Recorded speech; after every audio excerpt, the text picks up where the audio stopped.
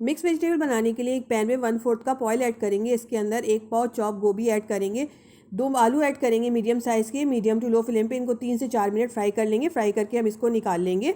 Same pan में एक medium size की प्याज ऐड करेंगे, गोल्डन ब्राउन होने तक इसको फ्राई करेंगे। अब इसके अंदर 1 टीस्पून साबुत जीरा, 1/4 टीस्पून अजवाइन, 1.5 टीस्पून लहसुन अदरक का पेस्ट, 2 मीडियम साइज़ के टमाटर ऐड करेंगे, 1 टीस्पून नमक, 2 हरी मिर्चें ऐड करेंगे। हाई फ्लेम पे इसको अच्छी तरह भून लेंगे। और इसके अंदर 1/2 टीस्पून हल्दी, 1/2 टीस्पून पिसा हुआ गरम मसाला, 1 टीस्पून पिसी हुई लाल मिर्च, 1.5 टीस्पून कुटी हुई लाल मिर्च, 1 टीस्पून पिसा हुआ धनिया ऐड करेंगे। 3 से 4 टेबलस्पून पानी ऐड करेंगे और हाई फ्लेम पे इसको अच्छी तरह से भून लेंगे। मसाला अच्छी तरह से भून गया। अब इसके अंदर 1 कप गाजर ऐड करेंगे और 1 कप मटर ऐड करेंगे और कवर करके 7 से 8 मिनट के लिए रख देंगे। ये देखें टमाटर और गाजर सॉफ्ट हो गया। अब इसके अंदर हम जो हमने वेजिटेबल फ्राई की थी उसको ऐड करेंगे। 1 पाव इसके अंदर मेथी ऐड करेंगे, मिक्स करेंगे। इसे 4 टेबलस्पून पानी ऐड करेंगे, कवर करके रख देंगे 12 से 15 मिनट के लिए। 12 से 15 मिनट हो गए। अब इसके अंदर 1 टेबलस्पून लेमन जूस ऐड करेंगे, मिक्स करेंगे, फ्लेम ऑफ करेंगे और इसको सर्व करेंगे।